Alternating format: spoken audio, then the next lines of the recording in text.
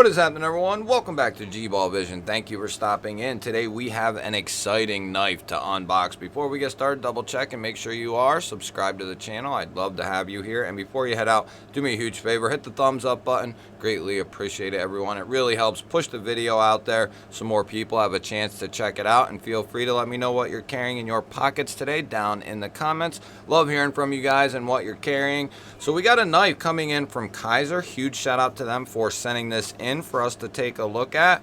And this one is a very unique knife, to say the least. Let's get this thing opened. We are in a premium box. The magnetic double closure is the premium packaging. We have some extra hardware in there, microfiber cloth, couple of stickers, and we have a Velcro pouch here. Now this is a knife that I've never checked out, never handled before. We are going to be looking at the Kizer Huntsmen, and like I said, this is a little bit different of an animal right here. Wait until we get a look at this blade. So we'll take a little closer look at that carbon fiber, and it is some beautiful looking stuff. Now for the most part, this is a general looking knife. Maybe this little extra swell down here, but looks like a pretty standard knife, right? And then you go to open it up, and it is anything but standard. This thing is crazy looking. It's unique as hell, especially when this thing is open. It just has a very crazy flow to it that I just really enjoy. I've enjoyed looking at the knife from afar.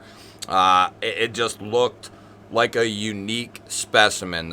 You don't see this type of knife every day, especially made with high quality. You know, you might see a quote-unquote gas station style knife that might have some really crazy stuff going on, but it's extremely poorly made.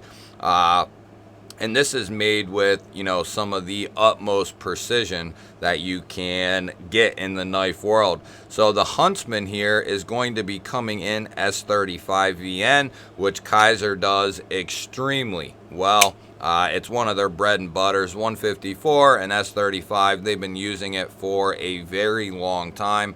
Now, I'm not really going to try to classify. I guess I will, but here we go. So this is a satin finished S35VN recurved Tanto trailing point blade. I guess that is how you would want to label this thing. It is insane though, all the things that are going on with this blade shape. This is Kizer having fun. Forgive me, I don't know the maker's name. This is just an unboxing. It's not a review, so don't expect review-like content here. This is an unboxing. First time I'm ever handling or seeing this knife in person. I also don't know the exact price of this knife because this is an unboxing.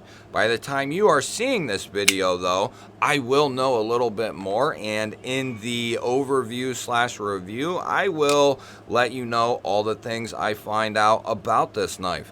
But it's a very unique take on a pocket knife. The clip is definitely overdone and overbuilt, but so is the rest of the knife, so I can get along with it. It goes with the flow of the knife. Nice hunk of titanium as well. Nice bit of clearance there to get it over the seam of your pants and get a decent carry on it. We'll see what it looks like in regards to the pocket. You have this nice V-notch almost here that'll be good for getting it started into the pocket. In there you'll have a little bit poking out of the pocket, going to be very standard of a milled clip, maybe a little tiny bit more. Yeah, we're just over the ½ inch mark, but for, you know, all intents and purposes, for as big as this knife is, having a milled clip, that's actually pretty decent there. You'll be able to get a nice hold on this knife to pull it out of the pocket, and it has very good retention on there as well. Going to be right hand only for this guy in particular. Can't get over that carbon fiber. That's some really nice looking stuff there.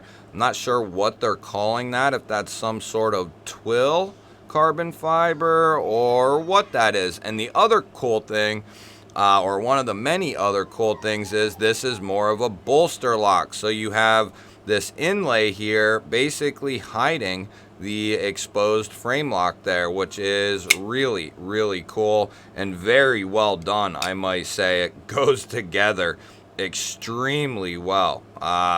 That is impressive machining right there. You know, you can see the little gap and split there, obviously, but then when this thing is closed up, that looks extremely clean in through there. You got the little bit of relief cuts there. I think maybe the only thing that would make this look just even cleaner is if maybe the relief cuts were reversed and this was completely flat here. That might make it look a little bit cleaner, but this is a really cool looking knife, and you have this geared titanium backspacer, a nice big old backspacer, and it protrudes a little bit as well there. So you will not necessarily, you'll feel that, but it's not going to be bothersome. It's actually probably going to be, yeah, it's fairly comfortable in hand as far as back here where that is. It's not bothersome. With as wide as that clip is, you're not going to feel that much, if at all. And the way this is designed, you can get right up behind that edge and use this portion here, this recurve portion. And that's one thing about recurves. You know, they might not be the funnest thing to sharpen and so on and so forth, but one thing they're really good at is if you are making a lot of longer style cuts, or just in general, regular cutting, this area here, it just traps material, especially the way it curves down here and has that point. And then you have your point here. Material stays within this recurve very well. And then you have this kind of chisel side where you can use this for a plethora of different things. Now, it's not going to be the best at getting up on the tip and using the tip for precision work, but you have this big belly here that might prove to be pretty useful, and you can still use this secondary tip for certain things. Not a whole lot of maybe real detail oriented cuts where you need to be very precise, but that's going to be fairly precise right there for certain things. Definitely a very cool take on a folder. Let's go ahead and we'll see what kind of edge they threw on this S35. And this knife is about the size I was expecting that it was. It really, if you have about XL sized hands or even bigger, this is going to fit and feel very good. And I have, guys, plenty of room. I have a little bit of this swell here, then going onto this ledge to really spread out on this thing if I need to. So there, if I'm, you know, in a standard kind of tight grip, cramped grip, there is plenty of handle there. So that is definitely a good size. Let's see where that recurve is. See, it will just kind of keep material right there at that corner. Now, you'll probably find that that's going to be the area that takes the most abuse in that type of cutting, because most things are going to land right there and kind of stay trapped on that edge or that edge or that point there. And that's going to basically be probably the place that takes it the worst, is this little area here. That is definitely nice and sharp in the recurve, and that is equally sharp. Yeah. A lot of times I've seen with like tanto blades, dull ground type tanto blades, usually the smaller secondary edge can sometimes take a back seat on the sharpening side of things, and it might not be that sharp, you know. This is ridiculously sharp, guys. Look at that. Very, very nice edge on this thing. Really, really well done. Very sharp. So that is excellent. So we checked it in the pocket. We checked the edge out. We have Kizer's satin finish on there. It looks really, really nice. We have this kind of cutout this fuller with cutouts inside, and then we have dual thumb studs for the deployment.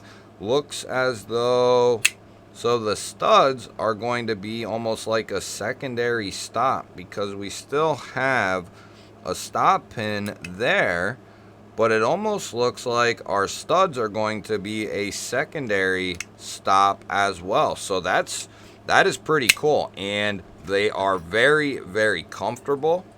The studs are very comfortable, easy to use. As far as the reverse flick, it is absolute money.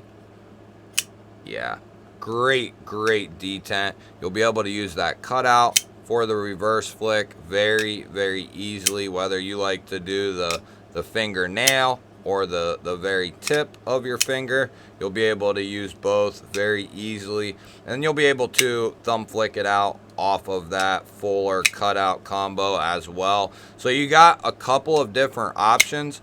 I can say the studs work just extremely well. And then as far as the closing action goes, it's going to definitely drop to your finger, and then it's going to have a nice controlled close. You got that heavier blade, you got that heavier front on this blade, and that's going to help this thing close very well. But that's not always an indication of quality just at free falling.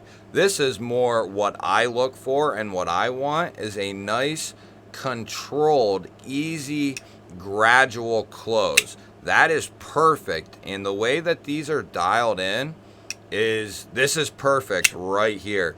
You basically have it falling shut all on its own, but very controlled, and that's what I really enjoy. That's my favorite kind of action right there.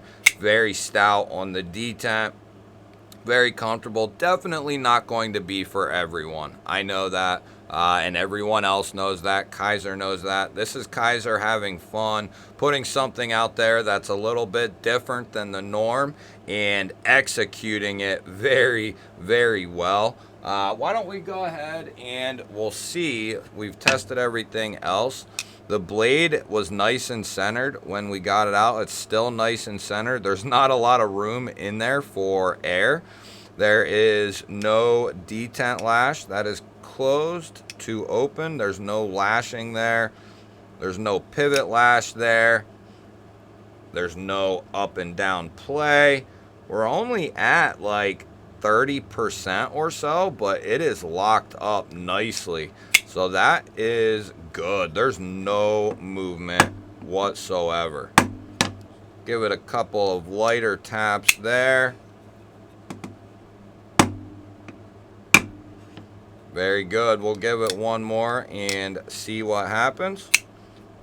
But we'll try it up here. And very, very nice. So just another fantastic job coming in from Kizer, and this is what we all expect as far as quality goes from Kizer at this point. They are just absolutely slaying it, from their $50-ish knives all the way up to their most premium line. They are absolutely killing it. I give them all the credit in the world too. They are really trying when it comes to being a little bit different, doing their own thing, using a lot of different steels. You know, yeah, the HRCs the treatments might need a little bit of work, but that's okay. At least they're willing to try and do different things. And if they continue working on it and getting things better and better, that's all I can ask from them. It's better than not doing anything at all. So I'm glad they're trying different steels on different knives. They're working on really kind of expanding in all directions when it comes to the pricing, the materials, the designs. They're just doing a very, very good job. You guys will have to let me know, what do you think of this crazy beast right here called the Huntsmen? I like it a lot. It's a different knife. It's not a normal aesthetic. Of course, it's not normally something I would go for myself. It did pique my interest a couple times, to the point where I just almost did pick it up because of how interesting it is. And I could definitely see picking it up if you want something a little bit different, you know, that's really well made. A lot of people will love this aesthetic and this blade, and then a lot of people, it's not going to be their type, and that's the same with any knife, you know, on the market. But let me know what you think specifically about the Huntsmen. I love hearing from you. Don't forget to hit that thumbs up button. I always appreciate that, everyone. If you're new here, we do videos just like this one every single day. Hit that subscribe button, ring the little bell. I'd love to have you here. Otherwise, guys, I'll throw up a couple of new videos. Go check one of them out. Have yourself an awesome day. Thanks again for watching, and I will catch you on the next one.